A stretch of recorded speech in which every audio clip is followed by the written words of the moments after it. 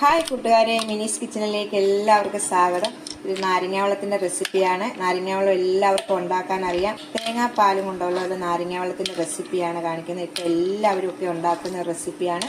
എൻ്റെതായ രീതിയിലാണ് ഞാനിത് കാണിക്കുന്നത്. അപ്പം വീഡിയോയിലേക്ക് പോകുന്നതിന് വീഡിയോ കണ്ട് ഇഷ്ടപ്പെടുവാണെങ്കിൽ ലൈക്ക് ചെയ്ത്, ഷെയർ ചെയ്ത്, കമൻറ്റ് ചെയ്ത്, സബ്സ്ക്രൈബ് മറക്കല്ലേ. അപ്പോൾ ഉടനെ തന്നെ വീഡിയോയിലേക്ക് നല്ലൊരു നാരങ്ങ വെള്ളത്തിന്റെ റെസിപ്പിയാണ് കാണിക്കുന്നത്. ഇപ്പം നാരങ്ങ വെള്ളം ഉണ്ടാക്കാൻ ആർക്കും അറിയാൻ മേലാത്ത എല്ലാവർക്കും അറിയാം. ഇപ്പം നല്ലോണം ഓടിക്കൊണ്ടിരിക്കുന്ന ഒരു ഇതാണ്. എല്ലാവരും ഉണ്ടാക്കുന്ന ഒരു വീഡിയോ ആണ്. ഇപ്പോൾ തേങ്ങാപ്പീരയും കൊണ്ടുള്ളൊരു ഇത് നല്ല ടേസ്റ്റായിട്ട് ഒരു പാലിന്റെ നിറത്തിലൊരു നാരങ്ങ വെള്ളം. അപ്പം എൻ്റെതായ രീതിയിൽ ഞാനതൊന്ന് നിങ്ങളെ ചെയ്ത് കാണിക്കുവാണ്. ഞാൻ 2 നാരങ്ങ എടുത്തിട്ടുണ്ട്. നല്ല പഴുത്ത 2 നാരങ്ങ എടുത്തിട്ടുണ്ട്. ഇത് നമുക്ക് ഇതിന്റെ നീരെടുക്കണം.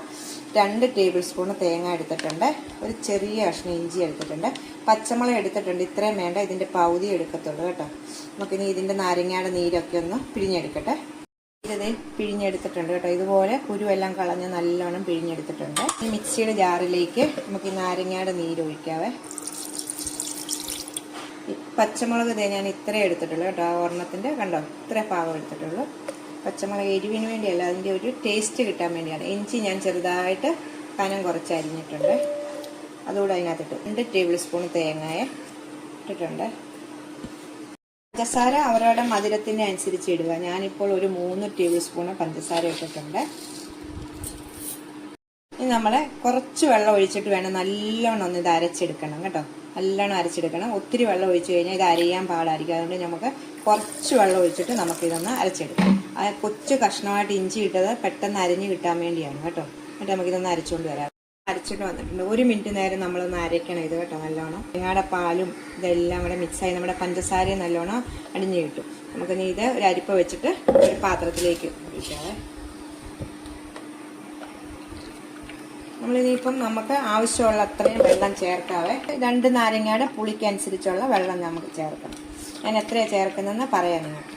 കപ്പ് തണുത്ത വെള്ളം മിക്സിയുടെ ജാറിലേക്ക് ഒഴിച്ചിട്ട് ഇതൊന്ന് കഴുകി ഇതിനകത്ത് എല്ലാം കൂടെ ഇതിനകത്തോട്ട് ഒഴിച്ച് നല്ലോണം ഒരു സ്പൂണും കൊണ്ടൊന്ന് നല്ലോണം ഞെക്കി ചെയ്തുണ്ടോ സത്തെല്ലാം ഇറങ്ങണം. ഇതാണ് ഇത്രയും മിച്ചമാണ്. ഇത് കളയാൻ നമുക്ക്. കൂടെ വെള്ളം കൂടെ ഒഴിച്ചിട്ടുണ്ടായിരുന്നു, തണുത്ത വെള്ളമേ. അപ്പോൾ നോക്കുമ്പോൾ മധുരം കുറവാണ്. അപ്പോൾ 1 ടേബിൾ സ്പൂണ് പഞ്ചസാരയും കൂടി ഇട്ടു. നമ്മളിനി ഇതും കൊണ്ട് സ്പൂണും കൊണ്ടൊന്ന് ഇളക്കിയാൽ മതി. അത് അലിഞ്ഞു പൊക്കോളും പഞ്ചസാരയെ. നമുക്കിനി ഇപ്പം ഐസ് കട്ട ആവശ്യത്തിനാണ്. ഐസ് കട്ട നമ്മുടെ തേങ്ങായും കൊണ്ടുള്ള നാരങ്ങ വെള്ളം റെഡി ആയിട്ടുണ്ട്. നല്ല സൂപ്പർ ടേസ്റ്റ് ആയിട്ടുള്ളൊരു നാരങ്ങ വെള്ളമാണിത്. നമുക്കിനി ഇത് മധുരം നമ്മളിപ്പം ചേർക്കുമ്പോൾ ഇച്ചിരി മുന്നിട്ട് നിൽക്കണം. എന്നാന്ന് വെച്ചാൽ നമ്മൾ ഐസ് കട്ട ഇടുമ്പോൾ ഒന്നുകൂടെ മധുരം കുറയുമല്ലോ. ഇപ്പം ഇച്ചിരി മധുരത്തിലുണ്ട്. ഈ ഐസ് കട്ട ഇടുമ്പോൾ ശരിക്കുള്ള മധുരമാവുമേ. നാരങ്ങ വെള്ളം റെഡി ആയിട്ടുണ്ട്. 2 പുതിനയില നല്ലോണം ഉണ്ടെങ്കിൽ ഒന്ന് കഴുകി ചുമ്മാ ഇല എങ്ങനെ ഇട്ടാൽ മതി കേട്ടോ. ഗ്ലാസ്സിലോട്ട് ഒഴിച്ച് കാണിക്കാവേ നിങ്ങളെ.